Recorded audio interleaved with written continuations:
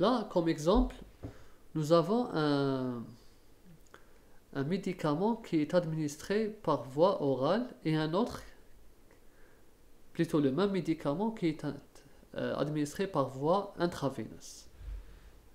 Par voie intraveineuse, ça veut dire que le médicament est injecté directement dans le sang. Là, regardez, le même principe actif est administré par deux voies différentes. Après administration, on a déterminé les courbes de biodisponibilité pour chaque voie. Là, juste pour expliquer un peu, euh, généralement cette étape, cette étude, elle se fait à l'échelle humaine ou bien à l'échelle animale, peu importe.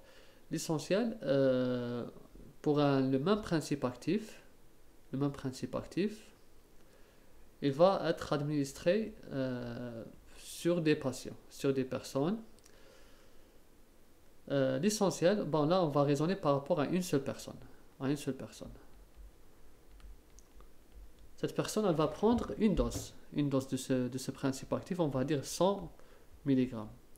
Qu'est-ce qu'on va faire après chaque, intervalle, après, on va déterminer des points. Après, on va dire par exemple, après 10 minutes, on va prélever. On va prélever quelques millilitres du sang. Prélever le sang. Puis, qu'est-ce qu'on va faire? On va analyser. Analyser le sang. Cette étape, l'analyse, elle se fait par LC masse. C'est la chromatographie liquide couplée à la spectroscopie de masse. Ou bien LC DAD. Mais généralement, cette étape nécessite des instruments de pointe, donc on utilise la spectroscopie de masse pour quantifier la teneur du médicament dans le sang. Après analyse, on aura bien sûr un chromatogramme. On va calculer. Donc, après avoir calculé, on aura la concentration 1, en fonction du temps de prélèvement 1. On refait la même chose. Là, on a dit à 10 minutes. Là, on va à peu près vers 30 minutes. Vers 30 minutes. Là aussi, on aura un autre pic et on aura une concentration 2 qui correspond à T2.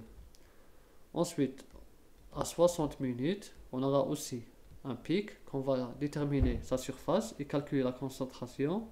On aura C3 qui correspond à T3. On continue ainsi jusqu'à quelques heures, on va dire jusqu'à 12 heures. À la fin, on va tracer la courbe. Nous allons tracer la courbe. La courbe, c'est une concentration du principe actif dans le plasma en fonction du temps. T1, T2, T3, jusqu'à T fin. Pour la courbe par voie orale, administration par voie orale, généralement les courbes sont de cette allure. Là, c'est juste, voilà, de cette allure. Donc c'est ici, c'est ascendant puis descendant avec un pic, apparition d'un pic. Par contre, quand on prélève le médicament qui est administré pour le deuxième type de patient, on leur administre le même principe actif mais par voie intraveineuse, c'est-à-dire par une seringue. On leur administre le médicament. On fait la même procédure pour chaque T à 10 minutes, 20, 30, 40, 60 minutes jusqu'à 10 heures. On aura aussi plusieurs points, plusieurs C, mais cette fois-ci, on remarque que à T1, la concentration est là, est ici. À T2, la concentration diminue aussi. À T3, T4, T5, d'accord. Donc, c'est différent. Là, c'est intraveineuse. Pourquoi par voie orale, nous avons une courbe avec deux compartiments. Par contre, dans l'intraveineuse, on n'a qu'un seul compartiment. Ben, je pense que vous pouvez deviner ça. Si vous n'avez pas encore trouvé pourquoi, mettez pause et réfléchissez, puis revenez. Donc, j'espère que vous avez trouvé la bonne réponse. C'est que l'administration par voie orale, comprimée ou bien sirop, le médicament doit passer par l'étape d'absorption. Donc l'étape d'absorption, elle ralentit un peu les phases du médicament. Là, cette étape correspond à l'absorption du médicament. Là, on peut dire que si on fait la tangente, on obtiendrait une pente positive. Par contre, par voie intraveineuse, le médicament est introduit directement dans le sang. Donc, il n'y a pas de passage par le tissu. Ici, l'absorption, elle n'existe pas en voie intraveineuse. On injecte le médicament directement dans le sang. La concentration initiale, là, on va dire à C0, là, la concentration est presque totalement injectée. Si on a administré, on va dire 100 mg par exemple, les 100 mg se retrouvent dans le sang à 95% à peu près, peut-être 95% en plus. Alors le médicament commence à se distribuer vers le tissu, faire son effet, puis s'éliminer. D'où cette diminution de cette courbe. Donc ici, il n'y a pas d'étape d'absorption, le médicament est distribué, il agit avec la cible biologique, puis il est éliminé. D'où cette courbe. Là, si on fait une droite, la tangente, on aura une pente négative. Donc voilà la différence là pour apprécier la pharmacocinétique d'un médicament.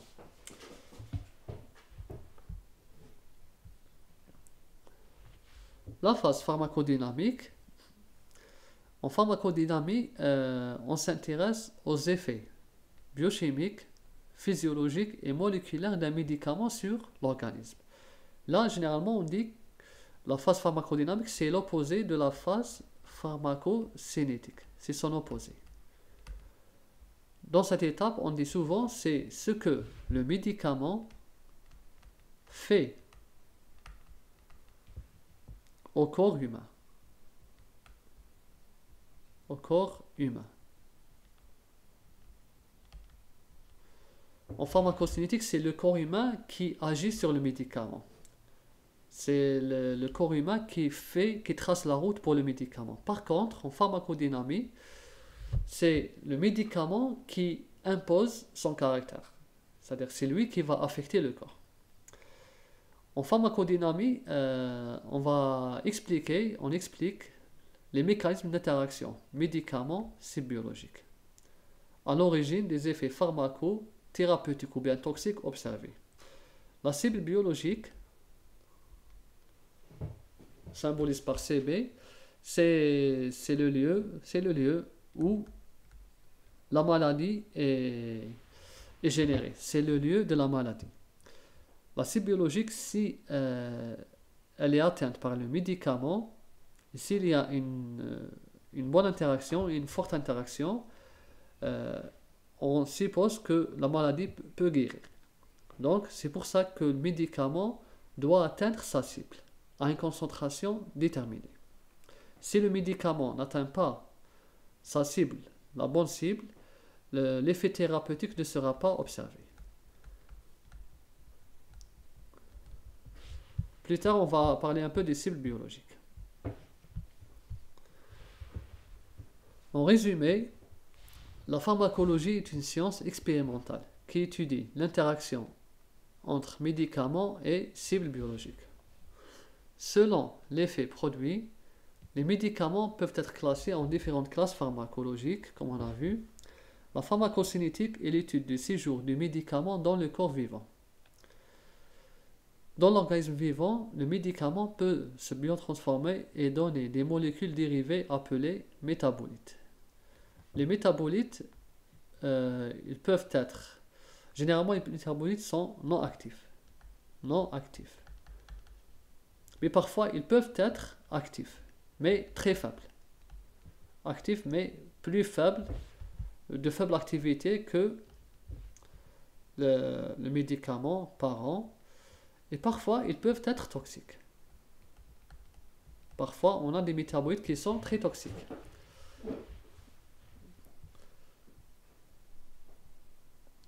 Enfin, la pharmacodynamie est l'étude de l'interaction d'un médicament avec sa cible biologique.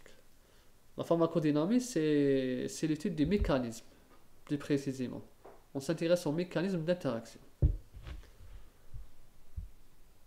Et on aura terminé ce chapitre.